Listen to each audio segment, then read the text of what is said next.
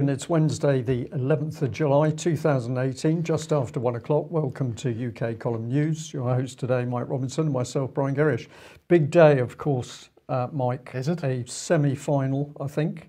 England, Croatia. Oh. That's an important event. If you say so. For the Englishmen amongst us. Yes, I'll be supporting Croatia, I'm afraid. Okay, we'll speak about that after the news. Yes, okay. Well, all hell is breaking loose today, Brian. The NATO summit is beginning, and Donald Trump flew into Brussels last night. I've chosen Time, but I could have gone to a whole host of mainstream media outlets, extremely worried about Donald Trump heading to the NATO summit. So this was Time. Europe worries as Trump heads to NATO summit. President Donald Trump is the wild card heading to this week's NATO summit as allies worry about the priorities for the meeting, leadership style, and upcoming sit-down with Vladimir Putin on the heels of a rocky G7 summit with some of the same countries last month.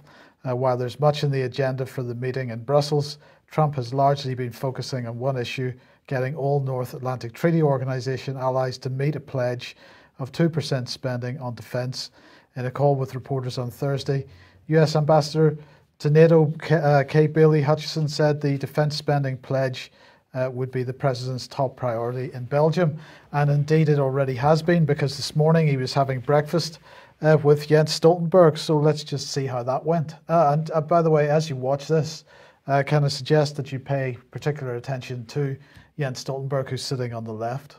It's very sad when Germany makes a massive oil and gas deal with Russia, where you're supposed to be guarding against Russia, and Germany goes out and pays billions and billions of dollars a year to Russia.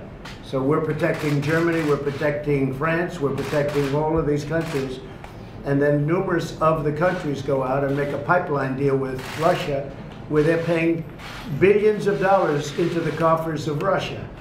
So we're supposed to protect you against Russia, but they're paying billions of dollars to Russia, and I think that's very inappropriate. And the former chancellor of Germany is the head of the pipeline company that's supplying the gas.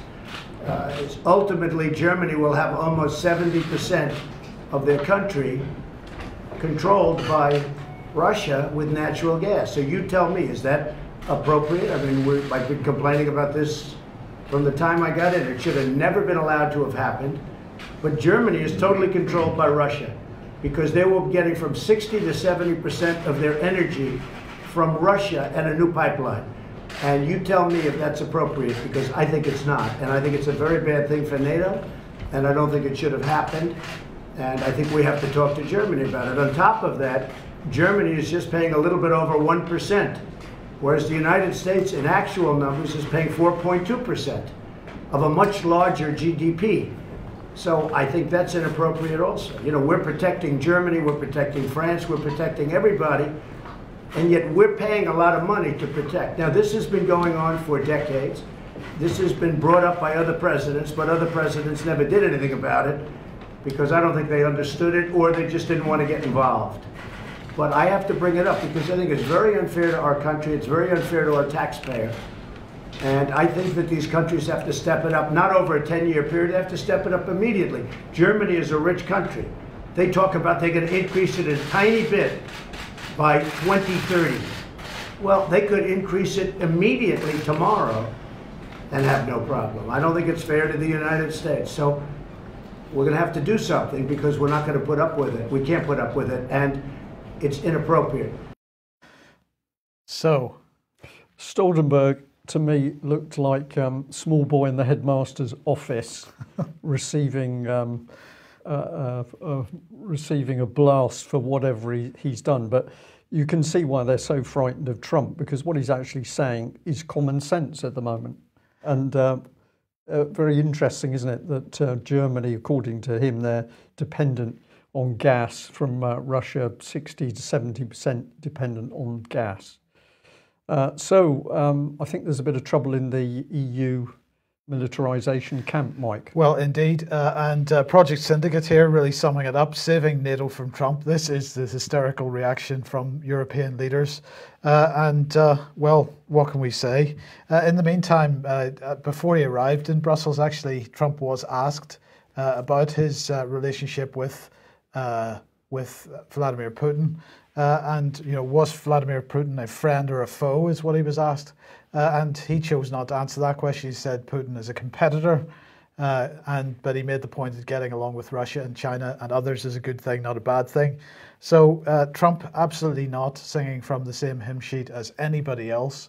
We'll keep people posted on this summit as it progresses, because it is clearly going to be pretty interesting. Excuse me, going to be very interesting, Mike. Just a couple of slides to sort of reinforce things here.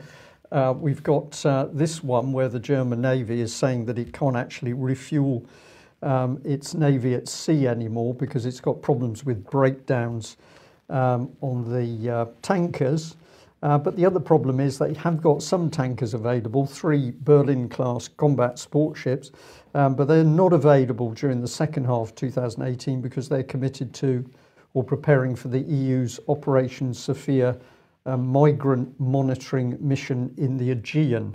So the EU belly aching that it's got to form this military system, but everything is falling apart because they've cut everything in order to get the pieces to fit the EU military unification jigsaw. So German Navy can't refuel itself at sea. Got a bit of a problem there with your warships. Meanwhile, for the Americans, they've got big problems because this article, which is actually a comprehensive article, encourage people to have a read if you're interested in this subject, and you should be. Here's the Americans with a big black hole appearing in their submarine fleet because they haven't updated. So it says the shortage is a result of a long break in US submarine production in the immediate aftermath of the Cold War. The fleet received just 5 new SSNs, the hunter killers as they're also called, between 1990 and 1999. So those submarines forming a shortage, the Navy anticipates that with current average production rates, the combined SSN and SSGN force could decline by to just 41 by 2029, a staggering 25 submarine vessel shortfall. So this is a huge problem for the Americans, Mike, and of course that represents a vast amount of money if they attempt to plug that gap. And meanwhile, Germany's on 1% of GDP for defence, and it is no wonder that Trump's now laying into them. But how wonderful to see the whole of the EU project now and EU military unification. It's literally starting to crumble. I won't say crumble completely, but the cracks are there. And we'll just remind viewers that yesterday we pointed out that the BBC, in its business section, was promoting the use of black magic and tarot cards to cast spells against President Trump. If you're new to the UK column today and you think I'm making this up, then go and have a look. Just search for the tarot revival thanks to Brexit, Trump and Dior. We also pointed out, the BBC didn't declare it, but the sociologist that they used in the article to promote tarot cards boasted that he once told God to F off. So this seems appropriate stuff for the BBC. But thank you very much to the viewer who said, well, you've missed something, UK column, because back in 2017, this was the front page of The Economist. And of course, surprise, surprise, we're back with tarot cards featuring second in, top left, Trump. So there's something of interest actually going on here, Mike. Today is yesterday was the first anniversary of the liberation of Mosul, and this is great news because from the brutality of Daesh and its fake caliphate, apparently lots of people were liberated, and this was an excellent example of Western backed efforts to get rid of Daesh. Unfortunately, as this little video shows, quite a lot of civilians killed. Now, the information that was being pushed out this morning was that UK forces have so far trained over 72,000 Iraqi security forces in the fight against Daesh in infantry skills, counter-IED engineering and medical expertise, but apparently not in protecting civilians at all, because, in the 10 months that the liberation took between October 2016 and July 2017, about 16,000 civilian deaths in Mosul. So that's a bit unfortunate. Of course, we don't criticise ourselves in any way, shape, or form for that. Just collateral damage. Yes, it's only if it's Russia or Syria that's trying to clear Daesh out of their areas, or out of Syrian areas, that there's any criticism required. Yes. Double standards. Absolute hypocrisy. Yeah. Let's move on to Novichok 2, the sequel, because, of course, the good news is that Mr. Rowley, one of the victims of the latest poisoning, whatever kind of poisoning it was, has regained consciousness. He's now speaking to police. He's under protection, and we'll see what he has to say. I wonder very much whether he will appear on the streets ever again. Or whether he will disappear, just as the Skripals have disappeared into the intelligence services apparatus somewhere. But in the meantime, Neil Basu, the Assistant Commissioner Specialist Ops, has been talking about the situation. He said, at this stage, we cannot say with certainty that both the incident in March, that's the Skripal incident, and the latest incident are linked. Clearly, it is our main line of inquiry, but our investigation must be led by the evidence available and the facts. I would need a forensic link to be definitive. This is a very rare substance banned by the international community, and for there to be two separate distinct incidents in one small English county is implausible to say the least.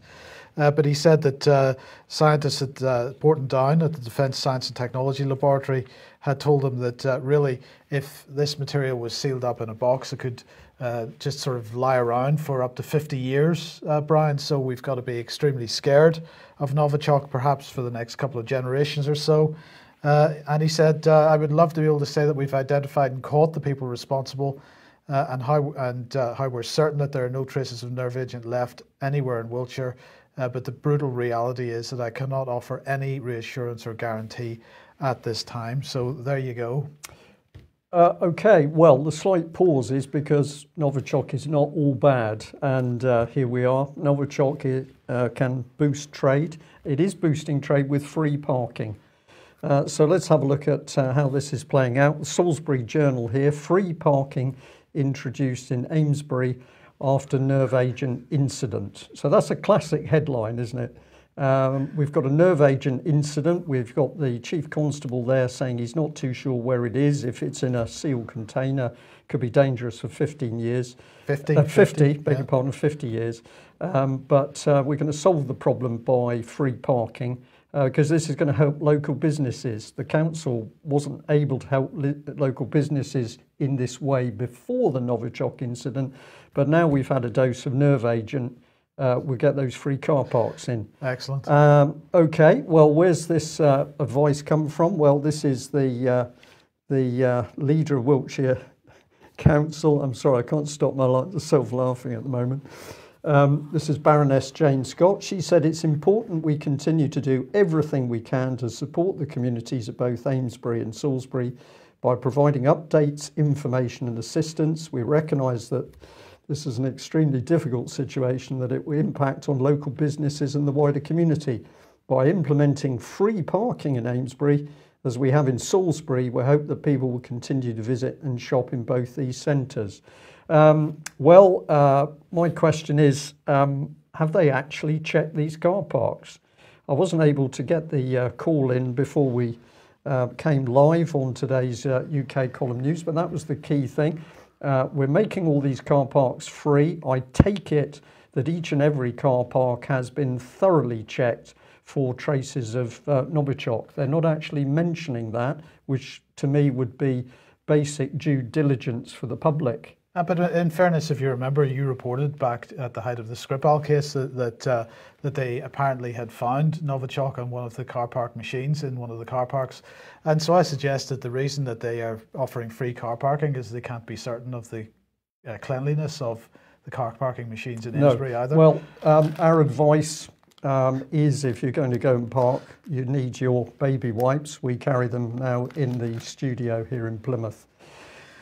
Does the story stack up of what's taken place in Salisbury and Amesbury? Not according to the information that we see. So we challenge the UK government on the whole story of Novichok in Salisbury and Amesbury.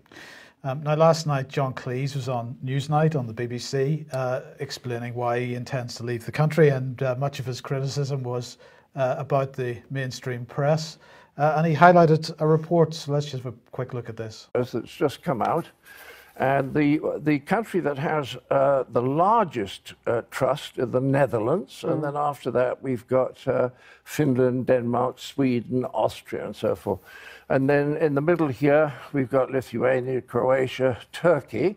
And then right down the bottom, could I ask you just to read the last 2 or 3 countries? Malta. Yeah, we get it. OK. So you've got the United Kingdom is the lowest one. Can I just... Lowest out of 33. Yes, but look, you just missed out. One of the most trusted written press countries is Albania, which comes in second.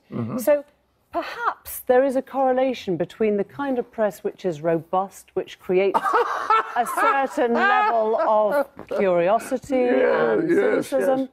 No, it's the lying and the triviality that I object to. Yeah, so it's the lying and the triviality that he objects to. So, well, I wanted to highlight the report that he was looking at.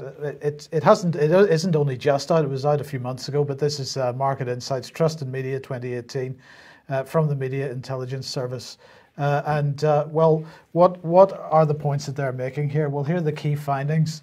The countries at the top here, broadcast media, the countries in red, which includes the UK, France, Spain, and so on, tend not to be trusted broadcast media, whereas Finland and so on tend to be trusted. If we look at the written press, again, the UK particularly in a bad state, but online media as well, UK and France in a pretty bad state. So let's look at some of the detail on that. Trust in the media in general, and we find that the UK is absolutely last on the list, with the majority of people distrusting the media in general.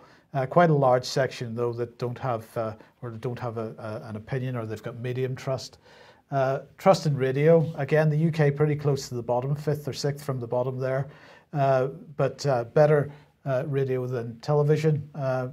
So trust in TV pretty low. And sorry, if we look at the written press, which is the one that John Cleese was showing there, we are right at the bottom once again. So the press and media absolutely distrusted in this country.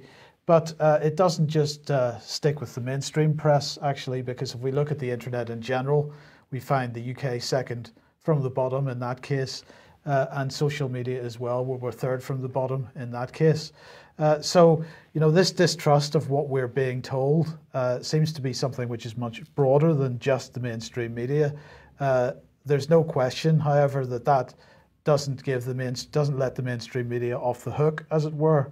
The fact of the matter is that his criticism of the mainstream media, of the lies and injustices and so on, absolutely correct. The mainstream media should really be ashamed of that, rather than the BBC trying to, make fun of it. Sorry, that lady was BBC. I didn't quite pick BBC up on that. Newsnight, yes. What I noticed, of course, is that she was desperate to get hold of something. So what did she do? She grabbed Albania. Yeah. Why would she sneer at Albania? Because it's a very poor country, and therefore poor countries, the media doesn't tell the truth? Or could it be it's a poor country, but actually the media is telling people the truth? It's the sneering that got me in that little snippet there. Fits very nicely with the BBC. Why do we need the press and the media to tell the truth in this country? Well, probably Sheffield is the reason. Just have a look at this. First of all, an excellent article written here in Medium. Now, this is by a lady professor, a professor of philosophy at the University of Sheffield, Jennifer Saul. I'm going to encourage everybody to get online, find this article and read it, because she is warning about what has started to happen in Sheffield. For our listeners, we should probably say the headline is "Papers, Please, Sheffield Council Demand Residents Carry ID." Yeah, absolutely. Now, this is an article which is really talking about the tree felling in Sheffield, or more importantly, the aftermath and what Sheffield City Council is doing. Remember, Sheffield City Council several years ago was in the UK columns spotlight as one of the most corrupt councils in the country, and at one point their whole budget was frozen due to irregularities. and a lot of effort was put into exposing them. But they're onto something different here. What's this about? Well, this lady says Sheffield City Council is willing to impose a bizarre police state simply in order to fell trees that don't need felling against the wishes of residents and all expert advice, all in service to a 25-year contract with a private company. This is not what democracy is meant to look like. And we've got absolutely no proper investigation by mainstream press and media, Mike. And my goodness, this is such an important subject. So why is this lady writing on this subject? Well, let's have a look at some of the background documentation. So we're going here to pages from Sheffield City Council website. Access to properties during tree works. It says those of you directly affected by the Streets Ahead tree works will receive a letter advising you of the work arrangements before we start work on your street. When undertaking our works, we will ensure that access to neighbouring properties for the owners of those properties is maintained. If our tree replacement works are taking place outside of your property, please speak to our site supervisors and we'll work with you to ensure that we can carry out our work safely while maintaining reasonable access to your premises. Residents who need access to their property via our work safety zone may be asked to provide identification in order to prevent unlawful trespass. So we, the City Council, backed up by a profit-making corporation, are going to be demanding ID from residents so that they can enter their own homes. This is very, very dangerous stuff, but it goes on. Let's have a look at the next page here. We've got hearing application for renewal modification of the injunction orders. On Monday the 2nd, 2018, an order was made by a High Court judge giving us permission to serve court papers on persons unknown. This is just remarkable stuff. On persons unknown in connection with an application we're making for renewal and modification of the injunction orders which were made in August 2017. So the City Council taking more and more powers upon itself, Mike. We don't even have to know who the individual is. You're just an unknown person, but you can still come under the ruling. And it goes on. Let's follow it through. It says, a High Court judge has ruled Sheffield City Council has been successful in seeking injunctions against those trespassing within safety barriers around tree replacement works. Following the decision, anyone trespassing inside a safety zone after the 22nd of August will be in contempt of court and face the risk of a fine and/or imprisonment. So that's good. Let's have a look at what this really means. I've given it the headline, "We will kill the trees and fine or imprison you," because there's a notice of penal notice. If you disobey this order, you'll be guilty of contempt of court and may be sent to prison or fined or your assets seized. This is a local council operating here, but of course remember that local councils steal people's children in much the same way. Entering a safety zone in order to reach private property cannot be lawful unless there are no other means of accessing that private property. In the exceptional situation where a safety zone has that effect, AMI staff will facilitate bona fide access. So we've got AMI now being effectively given the law. Yes. I pause at this point because it is no wonder that it's taken a professor of philosophy there at the university to feel so outraged. She's written that excellent article. Of course, no mention at the moment as to why all the tree felling is happening, and the plan in Sheffield is for 17,500 trees to be cut down. We are very confident now that this is in order to facilitate the 5G programme, and if you're not aware of what that is, do have a look online. So get in the way of 5G, get in the way of the trees being cut down, and you can be fined, imprisoned, or have your assets taken. Well, the Mirror headline here is new Health Secretary Matt Hancock accepted £32,000 from boss of think tank that wants to scrap the NHS. So this is Matt Hancock. He was made the new Health Secretary yesterday. It says that he also took £5,000 from the director of a private nursing firm which supplies agency workers to the health service. So the donations will raise questions about his commitment to the NHS and could embroil him in a conflict of interest, Roy. Well, in fact, I think it should do exactly that, because who are we talking about here? This is the head of the IEA, and well, we'll have a look at a brief excerpt from the recent NHS conference that the UK Column held, and this is Lucy Reynolds. We'll explain this just afterwards, but have a listen to this. So, I have gone through it's 18 founding members on this. Unfortunately, we can't get right to the bottom because it's come off the slide, but I have marked up their main interests that people might have heard of. Obviously, they're all involved in lots of things, and I haven't put information that's not household names. But what I have put is either key entities up here or things that people might have heard of. And I've colour-coded them. So anything that is ostensibly a right-wing think tank is blue up there, and anything that is ostensibly a left-wing think tank is red. I have organised the people so the Tory grandees, bankers and lawyers are mostly on the left-hand side, and the people on the right-hand side are people whose public image is left-aligned, including people from the Socialist Health Association. But you can see that although we've got mainly blue on the left and mainly red on the right, there is in fact a mix of these right-wing and left-wing think tanks. And the way it works is the right-wing think tanks control the agenda for the left-wing think tanks.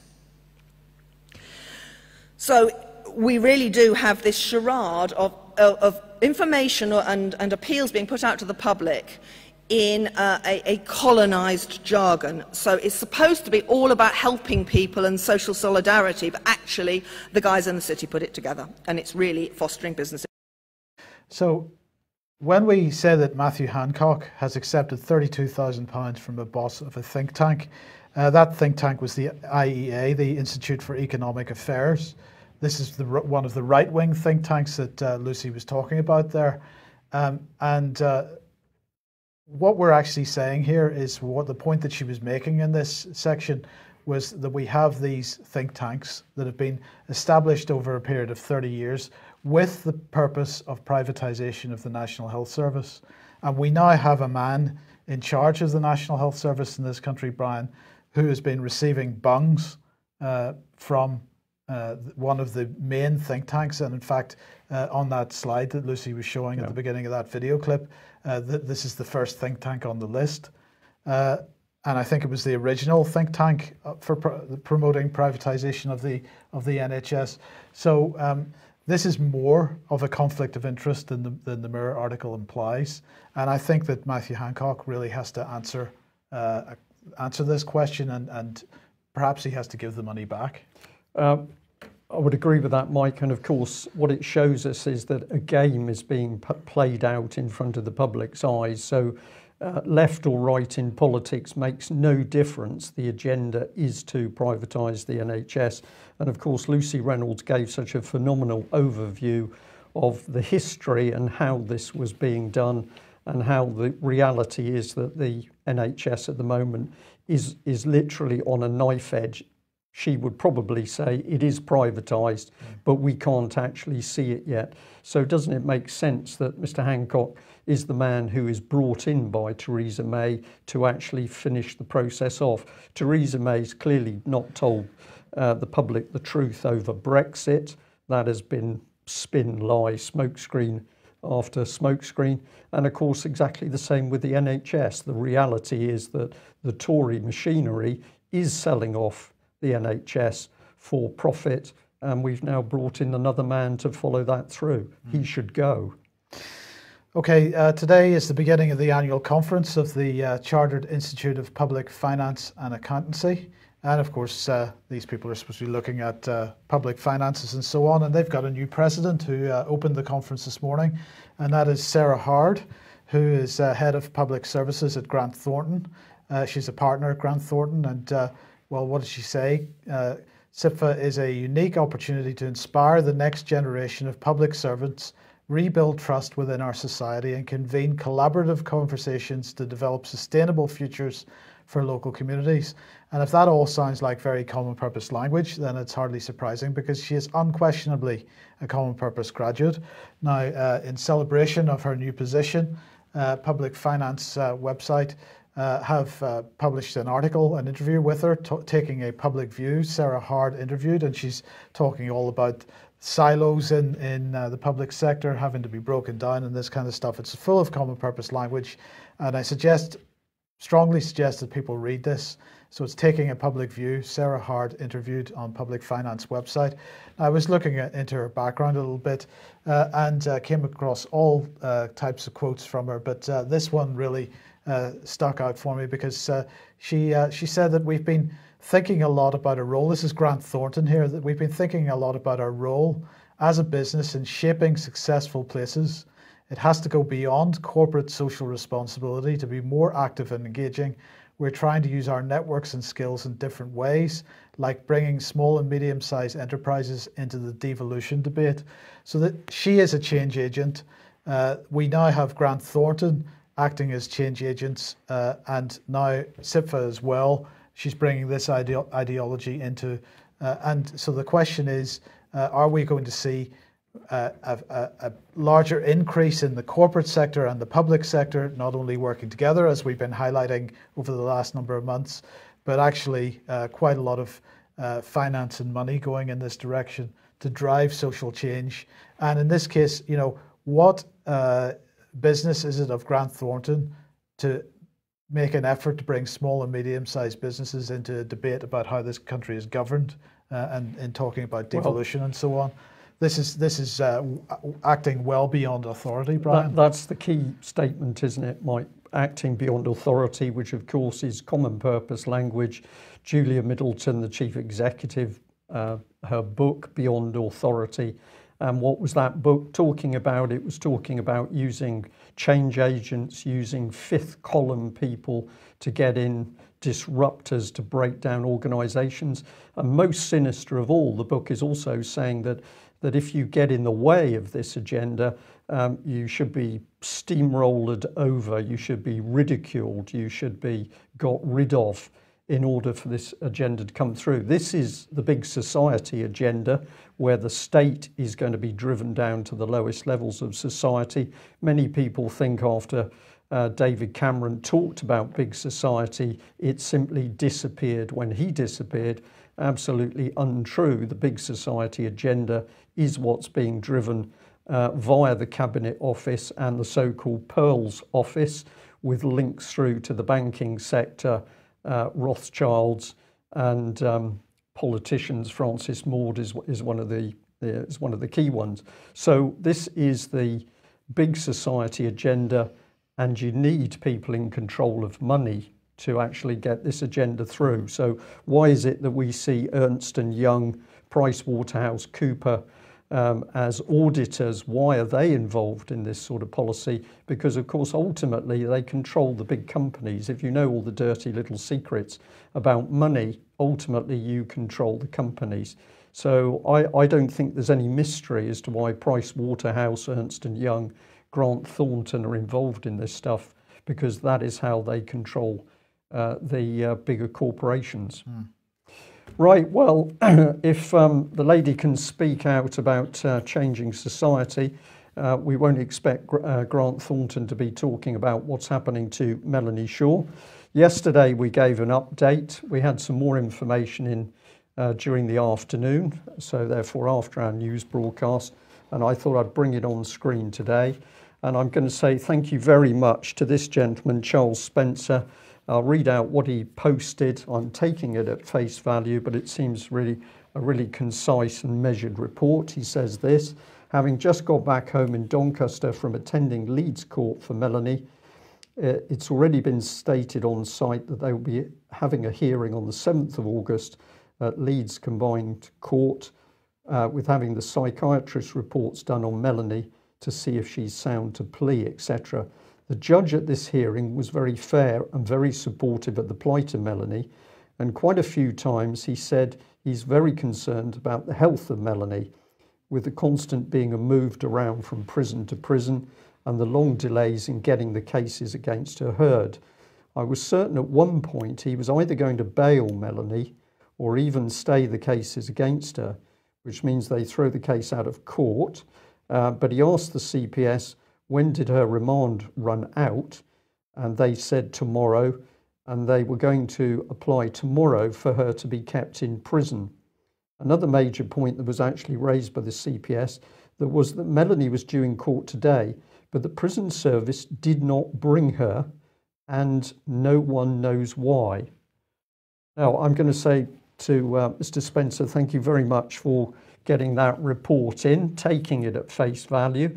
Just some amazing stuff there, Mike, because somebody who's due in court from a prison doesn't appear in court, they're not delivered, they're not transported to court. Surely that judge should be ordering then and there for a phone call to be made to the governor of the prison to ask where this person was. If you don't attend court normally, the court is going to come looking for you pretty quickly.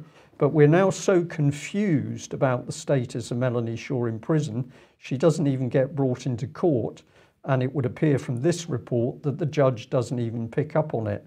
So what is happening? We're unsure at the moment, and this report is very helpful in letting us at least bring some of the pieces together. Now, on the sideline, I'm going to say many people have been asking the so-called independent child abuse inquiry about Melanie Shaw. I've picked on an email from Robert Green, who'd been writing to the inquiry, and I'll just read out what Robert Green has been asking or saying. Dear Ms. Long, ICSA, thank you for your response, although I must tell you that I find its content less than satisfactory. I fail to understand how the inquiry could have already spoken to individuals about the notorious events that have taken place in Nottingham without interviewing Melanie Shaw, unquestionably the best known and probably the most important and valuable witness of all.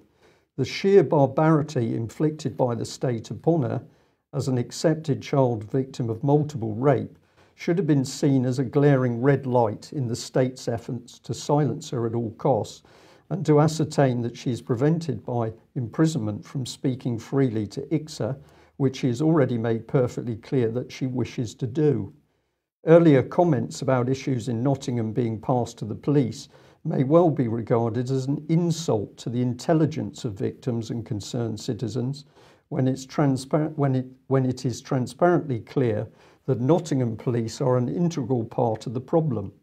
Surely you must understand that the countless crimes committed against children and vulnerable adults in the Nottingham area over many years could not possibly have occurred without some degree of police collusion at a very high level.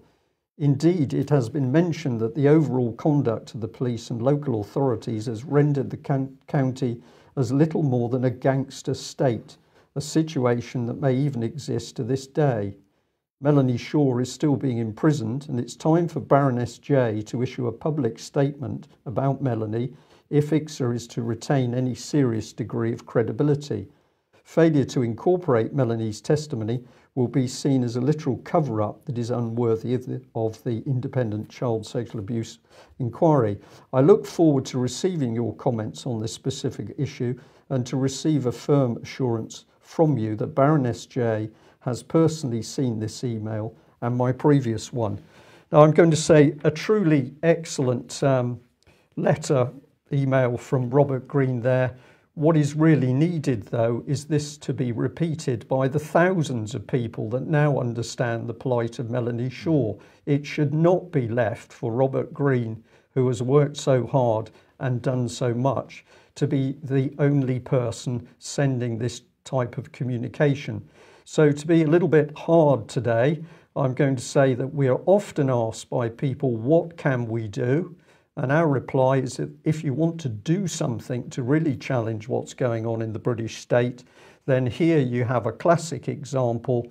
Get those letters into Baroness J in person, recorded delivery, to demand why a so-called national child abuse inquiry is ignoring key child abuse witnesses and survivors.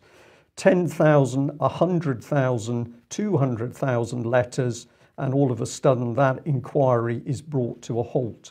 So I'm going to say it's not up to us, it's up to our viewers and listeners today to pick up and follow the example of Robert Green. If you have still not written to Melanie, this is also something very important because this is such a huge boost to her, then here's the address for Melanie Shaw, prison number A4126DE, HM Prison Style, Wilmslow, Cheshire, SK9 4HR. And I was reminded yesterday that you should put your name and address in the letter. It's best also to put it on the envelope. Can I guarantee that your letters will get through? Absolutely not, because it's clear that Melanie's mail is being censored. However, out of a volume of letters sent, we know that she does receive some. So we're on the same rule, 100,000 letters for Melanie Shaw. She's going to get a lot of mail. Right, well, against that background, have a look at this. This was a report from the Telegraph saying that 10,000 children in care went missing last year amidst concerns they're being exploited and abused. And what's interesting about the Telegraph report is it says that new figures from the Department for Education are disclosing for the first time that the authorities lost track of 1 in 10 children in care in 2017, with some going missing more over a month. I think that's a typo on by the Telegraph there. Okay, just having a little bit of trouble getting the sense out of that. Yeah. We haven't been able to check what this information from the Department of Education is, so we're taking this report at face value at the moment.